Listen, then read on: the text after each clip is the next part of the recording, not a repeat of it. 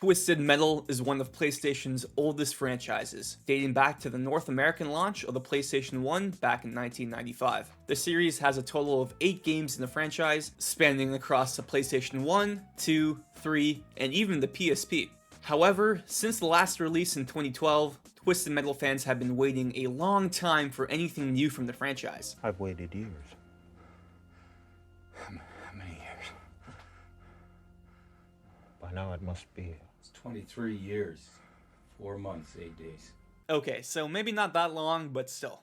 11 years is a long time. You see, Twisted Metal was one of the first projects announced by PlayStation Productions back in 2019, which was exciting, but also kind of puzzling. Why would Sony randomly go back to a franchise like Twisted Metal? Sony is no stranger to leaving beloved franchises in the dust. Sly Cooper, gone. Jak and Daxter, gone. Infamous, gone. Resistance, gone. Killzone, gone. Twisted Metal? You can stay. Sony bringing back old IP feels like it's only going to be more rare in the future. So when Twisted Metal was confirmed to be coming back, I was extremely intrigued. Trust me, I was super excited when I first heard the news back in 2019, but I kept thinking to myself, why Twisted Metal? Why Twisted Metal out of all the Sony franchises? Anyways, 2019 Radic was still content, but the wait was long. We had to wait 4 whole years, with little bits of updates here and there regarding the cast, crew, and filming announcements. But fast forward to 2023, and here we are. Twisted Metal is finally out for the world to see. And you know what? It's good. Oh yeah, it's real good. It's not just good, man. Twisted Metal on Peacock is fantastic. Not only is it the best PlayStation Productions project yet out of the 4 they've done, but Twisted Metal is one of the best video game adaptations of all time. Yes, I'm standing on that hill. I don't think anyone was really prepared for how good this show was going to be, especially seeing the marketing and the response to it. So that out-of-context casino clip they played at Summer Game Fest was really a marketing fumble. I don't blame anyone for not being excited for the show at all. Even someone like me, who was pretty excited for the show for years, I can't lie, that clip really got me worried. Oh no, would 4 years of hype and excitement be all for nothing? Oh man. Thankfully, it wasn't. So that's pretty relieving on my end. But in this review, I'll try to make it as spoiler-free as possible, but I might, say a reference or two, like an Easter egg that I really enjoyed, so just be warned. But don't worry, it will be as spoiler-free as I can make it to be. So let's start talking about the success that is Twisted Metal.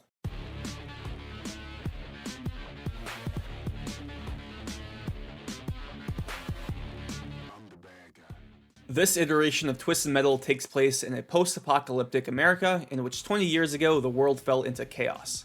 The series follows John Doe, a man with no memory of his past before the apocalypse and is currently working as a delivery man just to survive. So before I get into John Doe, I should touch on the post-apocalyptic aspect of the show.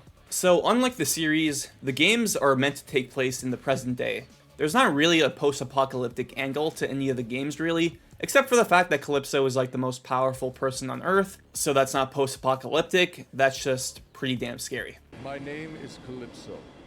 Exactly 1 year ago, on Christmas Eve, my Twisted Metal contest destroyed the City of Angels. Down below, life has come to a halt as survivors struggle to stay alive. That is one of the major differences of the show compared to the game. The show isn't dealing with a specific tournament yet. It just takes place in a post-apocalyptic America. Some hardcore fans might be turned off by it, but I was completely fine with it, to be honest. One of the strengths of the Twisted Metal franchise for me is that every game feels like it's got its own distinct identity. Twisted Metal 1 feels completely different than Twisted Metal 3, which is like insanely cheesy and goofy. Twisted Metal Small Brawl reimagines the franchise in like a schoolyard setting, while Twisted Metal Black is as dark and serious as a game could be. There are multiple timelines, tones, settings, different interpretations of characters and vehicles. It's all over the place. But that's not a bad thing at all. Like I said, it's a strength that each game feels unique when compared to each other, which is why I was totally fine with the show doing the same. I don't want the show to be a one-for-one recreation of a particular game. I think it was a smart choice to carve out its own path. I like the post-apocalyptic setting. Yes, it might seem overdone, especially when compared to The Last of Us, which is also another PlayStation Productions project, but I think they do just enough with it to make it stand out from its counterparts. And just like the setting, they also take some liberties with characters as well. Let's get back to John Doe, our protagonist played by Anthony Mackie. Straight up, this is the best thing I've ever seen Anthony Mackie in. He's just so entertaining and fun to watch. John Doe is a naive, happy-go-lucky milkman who's been delivering packages from one walled city to another for years. While he's cracking jokes and trying to have a good time in this dangerous world, he's also looking for a sense of belonging. I don't know what it is, but Anthony Mackie plays off everyone so well, and it just feels like he has chemistry with just about everybody. While he jokes a lot, I found myself laughing or smiling more often than not. But not only does Mackie do a great job with being entertaining to watch, he also nailed down all the slow and serious character moments. He gets angry, frustrated, and serious, and when he does, it provides us some of the best scenes in the entire season. So John Doe is in the games, I should mention, specifically Twisted Metal Black. While their past is completely different to each other, they both suffer from amnesia, with John Doe in the show not being able to remember anything about his past life before the world went into oblivion. This cuts deep for John, as all he wants is some sense of belonging, and that's what leads him to go on his journey throughout the season. Oh, and also he has a cool spider symbol on his glove, which is a direct reference to one of his tattoos in Twisted Metal Black. I just have to mention it because it's awesome. I love that detail.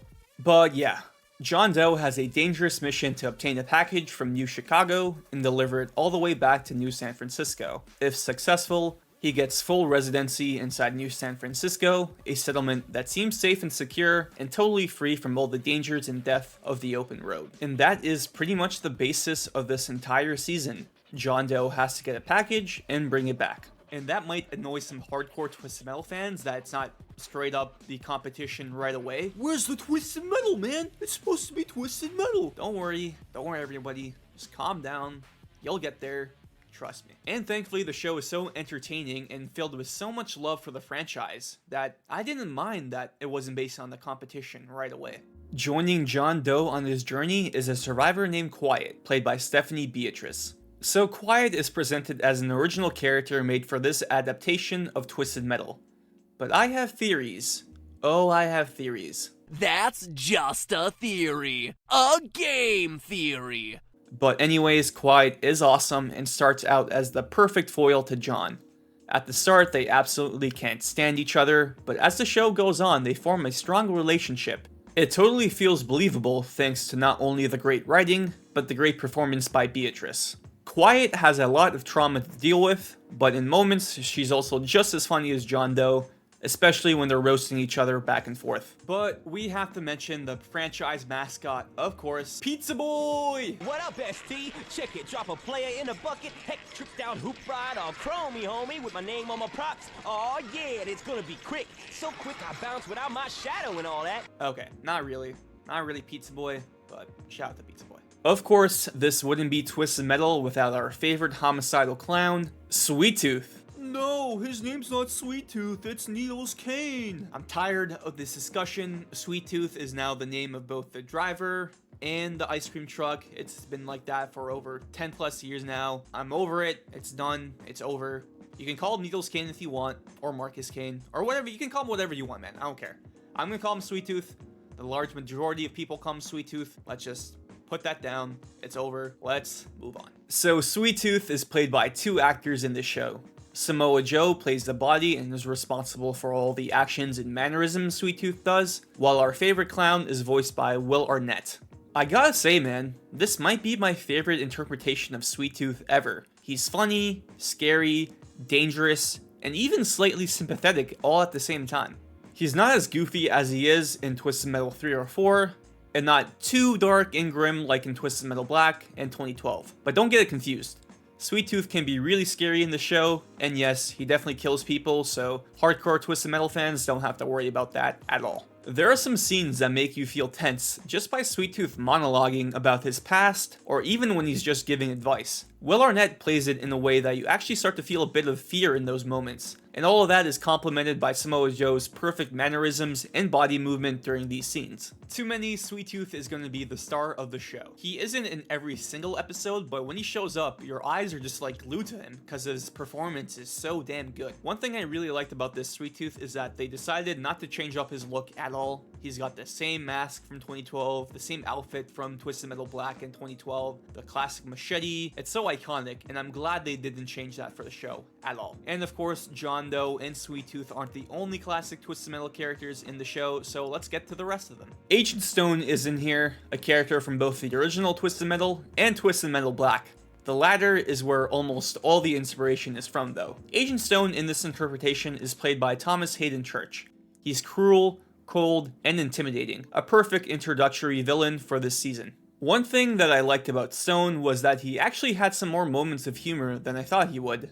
His deadpan deliveries usually hit, and Church plays the role very well. Like, yes, he's a super serious authority figure who likes having this power, but he's also kind of a sad, pathetic human being at the same time. He's trying to bring the law back in America, but it's his own twisted version of the law, pretty much killing anybody for the most inoffensive of crimes, so he's definitely a scary force in the show, and once again, I think Thomas Hayden Church does a great job as the villain. I have to mention the biggest surprises of the show, which have to be Mike and Stu. Who the hell are Mike and Stu? Well, they were one-off characters from Twisted Metal 2. Yahoo! We're here, man! We made it, bro! Little beaches, babes, farm animals, Hawaii's in our grass, bro! Yes! Both Mike and Stu are fantastic in this series. Stu especially, I think, might be the heart of the show. You see, Mike and Stu, like many others, are just looking to survive in this world. However, Mike is more willing to get his hands dirty, while Stu is too kind-hearted and naive to do the same. Their chemistry together is great, and the contrast between them is perfect. Mike Mitchell plays Stu, and Taj Vaughns plays Mike, and shout out to these two actors. I wasn't familiar with these two before the show, but now after this, I'm definitely keeping my eye on them. I should also mention Nev Campbell as Raven, the fan favorite contestant from Twisted Metal Black. Now, this one is a different interpretation from the games, from the little we see of Raven in the show. We don't get to see her much this season, but I am interested to see more of Raven in the future. She's the one who sends John Doe out on his mission, and the setup for her is definitely exciting to see. There are plenty of other Twisted Metal characters that show up, and while there are too many to list in this review, I do have to shout out Miranda Watts, the fan favorite driver in Twister. She's great, she's awesome, can't say anything negative about her really. And speaking of referencing Twisted Metal, another positive of the show is the way they pay respect to the franchise throughout the entire season. So obviously these Easter eggs and references are going to hit way harder for Twisted Metal fans, but the show presents them so organically that they just feel like part of the world. So if you're just a newcomer to the franchise, it's just more world building, and for us fans, it'd be like, oh shit, you basically become like that Leonardo DiCaprio meme. Whoa, whoa. Here I come. Oh, here I come. Oh. It just feels very natural to the world, and I can't appreciate that enough. So I think they did a great job there in that aspect. And this is what I have to emphasize. They really got a crew and production team for this show that really do care about the games and the franchise as a whole. There are legit so many references in the show that I'm finding new ones with every rewatch I do. Trust me, Twisted Metal fans, you won't be disappointed with the amount of love this show has for the franchise. The car combat, or the lack thereof, might be an issue though. Alright, I gotta critique the show at some point, right? So the car combat we do get in the show is awesome. Way better than I would have expected from a Peacock original show. However, I do wish there was more car combat in the show. The moments where it does happen, it's very well done and awesome to see. Especially the last episode, which is just pure bliss. But don't go into every episode expecting to have an insane car combat sequence. This might be disappointing for some Twisted Metal fans, since that is literally the gameplay of the games. I'd argue though, that they make up for it in story and characters. This show is written and shot in a way where you really start to feel and connect to John Doe and Quiet among the other characters as well. Again, I know that might put off some hardcore Twisted Metal fans, but don't worry. The show still has action scenes within it, whether they are on foot or in the cars. Just don't go expecting it in every single episode. Speaking of cars, John Doe drives a new car named Evelyn, which is just a 2002 Subaru that's armed to the teeth with weapons. Never would I have thought that I would care so much about a goddamn car, but this show manages to make Evelyn feel like its own character. Other classic vehicles also make their way into the show. For example, Agent Stone has Outlaw, which is based on the 2012 look. Also, Sweet Tooth has this iconic ice cream truck, and it just looks awesome. There are a bunch of other cards that show up as well, but I'll leave those for you guys to see yourselves. Another thing I want to shout out is the choice of music. This is a very 90s and early 2000s soundtrack, so before my time, but I loved the way they used it, both in emotional scenes and action scenes. I thought it was very well done. Given that the show's apocalypse happens in the early 2000s, it makes sense for all the mementos to be related to that era. So we got references to movies from the late 90s and early 2000s, the songs, the brands, pretty much everything.